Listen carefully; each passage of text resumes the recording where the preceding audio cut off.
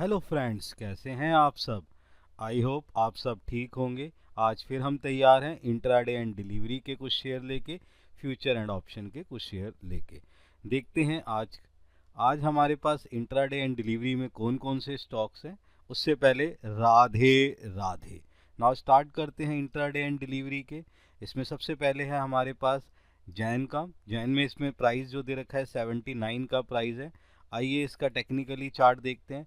Technically chart अगर हम ध्यान से देखें कि बहुत ही अच्छे ट्रेंड के बाद लास्ट डे जो है थोड़ा सा डिप पे चला गया, लेकिन मैं आपको एक चीज़ बताऊं, जिसकी तरीके से आजकल जीएसटी की बातें चल रही हैं, इस पर 12% जीएसटी लगेगा, जिसके ब्याह पर ये हो रहा है कि बेनिफिट होता हुआ कि जीएसटी कम होते हुए यहाँ थोड़ा सा आपको इम्पैक्ट नज़र आएगा। वो इम्पैक्ट इस तरीके से नज़र आएगा कि यहाँ पर ये शेयर बढ़ते हुए नज़र आएंगे। टेक्निकली ये बहुत ही अच्छा स्ट्रॉन्ग पोजीशंस में है।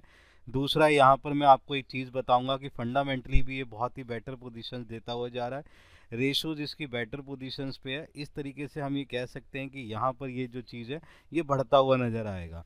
यहाँ पर हमने इसका जो टारगेट लिया है वो 90 का टारगेट है। टारगेट बहुत अच्छा टारगेट ले रखा है, इस पर आप अपनी पोजीशंस बना सकते हैं। नेक्स्ट हमने जो इसका स्टॉप लॉस लिया है वो 75 का स्टॉप लॉस लिया है। ध्यान से देखिए, टेक्निकली और फंडामेंटली ये दोनों तरीके से मजबूत है।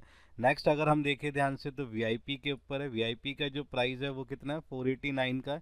इसका मैं टेक्निकली चार्ट देखना चाहूँगा। तो टेक्निकली चार्ट अगर आप ध्यान से देखें तो 13 ईएमआई के ऊपर पोजीशन देता हुआ बहुत ही बेटर पोजीशन दे रहा है। वॉल्यूम लेवल बहुत अच्छा बढ़ता हुआ आ रहा है। फंडामेंटली इसकी बैलेंस शीट और अदर ऑर्डर बुक्स में देखा गया तो बहुत ही अच्छी चीज़ें निकल के आई है। एसबीआई म्यूचुअल फंड के अंदर जो इस कंपनीज हैं उसने क्या है कि इसमें पोजीशंस बढ़ा ली है, जिसके बिहाफ पर हम ये कह सकते हैं कि इसका एक बेटर पोजीशन बढ़ता हुआ नज़र आ सकता है। आज इस पर आप देखेंगे कि पोजीशन बढ़ती हुई नज़र आ सकती है, जिसके बिहाफ पर हमने जो टारगेट ले रखा है वो टारगेट है 506 का टारगेट है इसकी पोजीशंस को देखते हुए। और लास्ट दिनों के डिप के बिहाफ पर हमने जो स्टॉप लॉस लिया है 481 का स्टॉप लॉस है। एक्शन हमारे पास क्या रहेगा, बाय का एक्शन रहेगा। इस पे भी आप एक नज़र बना के चल सकते हैं। नेक्स्ट है हमारे पास सफारी का। इसके अंदर प्राइस जो 2130 का, इस पे एक नज़र बनाएं। अगर हम ध्यान से देखें टेक्निकली चार्ट बहुत ही बेटर पोजीशंस पे जा रहा है। आप ट्रेंड के अंदर एक पोजीशन जाती है। वॉल्यूम लेवल बहुत अच्छा है, 13 ईएमआई के ऊपर पोजीशन दे रहा है। एवरेज वैल्यूएशन बहुत अच्छी चल रही है, जिसके बिहार पर हम ये कह सकते हैं एक बेटर पोजीशंस है। दूसरा मैं ये कह रहा हूँ कि दिसंबर 2023 के ऊपर ये इसने अपने पोजीशंस को बना के रखा हुआ है। नेक्स्ट फंडामेंटली बात करूँ तो इसकी जो इनकम स्टेटमेंट है बहुत ही बेटर निकल के आई है। आरओसीई के अंदर मैंने चेंजेस देखा, कैपिटल एम्प्लॉयड बहुत बेटर है। ऑर्डर बुक बहुत बढ़िया निकलते चला जा रहा है, जिसके बिहार पर मैं ये कह सकता हूँ कि इसकी जो वर्कआउट है वो बेटर होगा। जिसके बिहार पर हमने जो इसका टारगेट लिया है 2225 का ले रखा है। अगर आप ध्यान से देखिए इसने हाई पिछली बार 2217 पे मार दिया था। यहाँ पर ये टारगेट अचीव करता हुआ नज़र आ सकता है। थोड़ी सी डिप के बिहार पर स्टॉप लॉस जो ले रहे हैं 2080 का स्टॉप लॉस लेके चल रहे हैं। यहाँ पर अपनी पोजीशंस बना के चलें, ये अच्छा एक वर्कआउट करता हुआ नज़र आ सकता है। नेक्स्ट है हमारे पास गार्डन रीच का। इसका प्राइस है 1644। इस पे नज़र अगर हम ध्यान से देखें तो टेक्निकली चार्ट बहुत ही बेटर पोजीशन पे है, लेकिन 3 दिन से एक डाउन पोजीशन मुझे नज़र आई, लेकिन अभी भी 13 ईएमआई के ऊपर है और हमारा इंपॉर्टेंट लेवल है 1302, उसके वो बहुत ही ऊपर पोजीशंस निकलते हुए आ रहा है। फंडामेंटली मैं आपको यहाँ पे बताऊँ कि इसकी सेल रिवेन्यू में बहुत तेज़ी से चेंजेस आया है। एक ऑर्डर बुक है वहाँ पे ना, इसको क्या है 451 यानी 450 के ऊपर का एक ऑर्डर मिल चुका है, जिसके बिहार पर मैं कह सकता हूँ कि इसकी पोजीशंस बढ़ती हुई नज़र आ सकती है। जिसके बिहार पर हमने जो इसका टारगेट लिया है 1685 का इसका टारगेट दे रखा है। डिप के बिहार पर जो स्टॉप लॉस है वो 1620 का स्टॉप लॉस है। एक्शन हमारे पास क्या रहेगा, बाय का एक्शन रहेगा। इस पे भी आप एक नज़र बना के चलें, बहुत ही अच्छा शेयर है, वर्कआउट करता हुआ नज़र आ सकता है। नेक्स्ट है हमारे पास टीवीओ का। इसके टीवीओ टेक के अंदर अगर हम ध्यान से देखें कि यहाँ पर प्राइस 1588 है।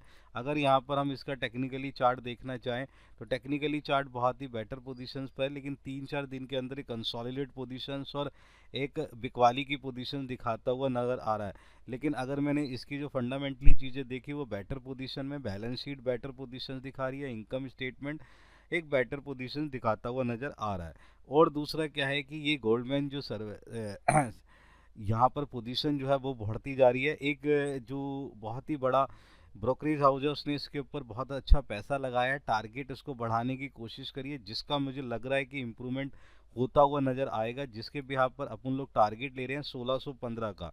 ध्यान रखें, थोड़े से डिप पे अगर ये मिलता है तो इसको बना के रखें, 1615 का इसका जो है आपके पास टारगेट है। स्टॉप लॉस ले रहे हैं 1570 का, थोड़े से डिप पोजीशंस को देखते हुए 1570 का हमने इसका स्टॉप लॉस लिया, लेकिन ये पोजीशंस बहुत बेटर वर्कआउट करता हुआ नजर आएगा। इस पे आप अपनी एक पोजीशन बना के चले। नेक्स्ट अगर हम ध्यान से देखें तो हमारे पास JSW एनर्जी है, इसका प्राइस है 723। इस पे एक नज़र बना लेते हैं। ध्यान से देखें तो टेक्निकली चार्ट बहुत ही बेटर पोजीशंस पे नज़र आ रहा है, और ये जो जिस तरीके से इसकी जो वैल्यूएशन निकल के आ रही है टेक्निकली चार्ट में बहुत ही बढ़िया वैल्यू निकल के आ रही है। दूसरी बात, अगर मैं इसकी फंडामेंटली वैल्यू की बात करूं तो यहाँ पर क्या है कि इसके जो जितने भी सेक्टर्स हैं ऑल रेशो जो है बेटर पोजीशंस पे निकलते हुए आ रहे हैं, और सब्सिडीज़ की जो बातें हमसे बात चल रही थी वहाँ पर इसको मिलता हुआ नज़र आ रहा है, जिसके ब्याह पर मुझे लग रहा है यहाँ बहुत तेज़ी नज़र आएगी, जिसके ब्याह पे वर्कआउट होता हुआ नज़र आ सकता है। जहाँ पर हमने इसका टारगेट जो ले रखा है 750 का टारगेट देखा है, बहुत ही छोटा टारगेट है, आसानी से अचीव होता हुआ नज़र आ सकता है, लेकिन डिप की पोजीशंस को देखते हुए स्टॉप लॉस 715 का लेके चल रहे हैं। एक्शन हमारे पास क्या रहेगा, बाय का एक्शन रहेगा। नेक्स्ट अगर हम ध्यान से देखें तो हमारे पास जो शेयर है वो क्या रेलटेल इंडिया का है। प्राइस हमारे पास कितना है 476 का। इसके ऊपर एक नज़र बनाते हैं, अगर टेक्निकली चार्ट देखें तो बहुत ही अच्छा बेटर पोजीशन है। लास्ट एंड की अगर आप ध्यान से कैंडल देखने की कोशिश करेंगे तो एक बेटर कैंडल पोजीशन दे रखी है, जो एक बहुत ही अच्छी है। 492 तो इसने टच ही कर रखा है, ये बहुत ही अच्छी पोजीशंस लेके चल रहा है। 476 के वर्कआउट पे technically chart better position. Fundamentally देखें तो फंडामेंटली भी ये बहुत ही वर्कआउट अच्छा करता हुआ जा रहा है। इसकी जो फंड फ्लो स्टेटमेंट है और कैश फ्लो स्टेटमेंट है, मैं उसमें कैश में देखा बहुत ही अच्छी चीज़ें निकल के आई। इनकम स्टेटमेंट से रेशो बहुत बेटर है, जिसके भी आप पर टारगेट हम 500 का टारगेट ले रहे हैं, छोटा टारगेट है, आसानी से अचीव होता हुआ नज़र आ सकता है। जिसके भी आप पे स्टॉप लॉस ले रहे हैं 460 का। एक्शन हमारे पास क्या रहेगा, बाय का एक्शन रहेगा। इस पे भी आप एक अपनी नज़र पोजीशंस बना के रखें तो बहुत ही बेटर पोजीशन निकलती हुई नज़र आएगी। नेक्स्ट अगर हम ध्यान से देखें तो हमारी कैटेगरी है फ्यूचर एंड ऑप्शन की कैटेगरी। इस पे एक नज़र बना के देखते हैं कि किस तरीके से बेटा इन वाले शेयर्स को भी आप क्या इंट्राडे और स्टॉक्स में यूज़ कर सकते हैं। नेक्स्ट इसमें जो है सिप्ला का फ्यूचर है, इस पे हम एक नज़र बना लेते हैं ये किस तरीके से वर्कआउट करता हुआ जा रहा है। सिप्ला फ्यूचर के अंदर देखिए ध्यान से, बहुत दिनों से इसकी डाउन पोजीशंस बनी हुई है, जिसके बिहार पर ये 13 EMI को टच करता हुआ नज़र आ रहा है। इस पर दो तीन चीज़ें मैं आपको बताने की कोशिश करूँ। ये टेक्निकली बहुत ज़्यादा कमज़ोर नज़र आ रहा है। दूसरा फंडामेंटली भी इसमें ना थोड़ी सी गिरावट नज़र आई। सेल ऑर्डर में इसके ऑर्डर गिरते हुए नज़र आए हैं, जहाँ पर ये पोजीशन जो है मुझे थोड़ी बुरी सी लगी। टारगेट इसका 1500 का लिया है, सेल एक्शन लेके मैं चल रहा हूँ यहाँ पर थोड़ा सा पोजीशंस को लेते हुए। स्टॉप लॉस मैं ले रहा हूँ 1560 का, सेल एक्शन रहेगा, इस पे अपनी पोजीशंस को बना के चल सकते हैं। नेक्स्ट अगर हम ध्यान से देखें तो MCX का प्राइस मैंने ले रखा है बेटा, इसका भी फ्यूचर मैं बता रहा हूँ 381 का जो है इसके अंदर पोजीशन है। इसके ऊपर हम पोजीशंस बनाते हुए देखते हैं कि किस तरीके से वर्कआउट करता हुआ ये नज़र आ सकता है। इस पे अगर हम ध्यान से देखें तो पोजीशन जो है वो जो चीज़ तरीके नज़र आ रही है उसके बिहाफ पर मुझे ये लग रहा है कि यहाँ पर जो पोजीशन है, यहाँ पर मैं आपको दिखाना चाहूँगा MCX का। तो MCX के अंदर जो दो तीन चीज़ें नज़र आई है, इसका फ्यूचर जो है वहाँ पर जो टारगेट ले रहे हैं 3895 का टारगेट लेके चल रहे हैं। उसके दो मैं पोजीशंस बताना चाहूँगा। टेक्निकली चार्ट पे ना ये बेटर पोजीशंस दिखाता हुआ नज़र आ रहा है, और जिसके बिहाफ पर ये पोजीशन बढ़ती हुई नज़र आएगी। स्टॉप लॉस हम 3800 का ले रहे हैं, एक्शन हम क्या लेके चल रहे हैं, बाय का। इस पे भी एक नज़र बना के चल सकते हैं। नेक्स्ट हमारे पास जो है ऑप्शन की कैटेगरी है। ऑप्शन की कैटेगरी में अगर ध्यान से देखें तो हमारे पास जो सबसे पहले निकल के आ रहा है वो कैनरा बैंक का निकल के आ रहा है। इसका बेटा स्ट्राइक प्राइस 117 है, इसका पुट लेके चलना है, टारगेट 130 का 1.30 का है। ध्यान से देखो बेटा, मैं यही समझाना चाहता हूँ कि ऑप्शन और फ्यूचर सस्ते होते हैं, लेकिन अगर आप उस पर ध्यान वर्कआउट करो, देखो 1 रुपये 30 पैसे का टारगेट ले रखा है। और जिसके बिहाफ पर मैं आपको एक चीज़ दिखाना चाहूँगा, अगर ध्यान से देखोगे टेक्निकली चार्ट अगर देखें तो डाउन पोजीशंस पे है, और जिस तरीके से बैंकों में थोड़ा सा चीज़ें नीचे गिरती हुई नज़र आ रही है उसके बिहाफ पर मैंने ये पोजीशंस लेके चली है। 3 सत्रों में ये जो है गिरता हुआ नज़र आया, इसलिए यहाँ पोजीशन ये है। इसका टारगेट जो है 130 का, स्टॉप लॉस ले रहे हैं 0.60 का। ये पैसों में बात कर रहा हूँ, 1 रुपये 30 पैसे और 60 पैसे में। आप देख पा रहे होंगे कितनी अच्छी पोजीशंस है। इस पे आप पुट लेके चल सकते हैं, बाय लेके चलिए, बहुत ही अच्छा पोजीशंस आपको बनता हुआ नज़र आ सकता है। नेक्स्ट है हमारे पास लूपिन का अगर हम देखें स्ट्राइक प्राइस तो 1560 है, कॉल लेके चलना है 16 रुपये के रेट पे, 30 रुपये का टारगेट रहेगा। इस पे आप एक पोजीशंस लेके चलते हैं, यहाँ पर भी चीज़ें बढ़ती हुई नज़र आ रही है।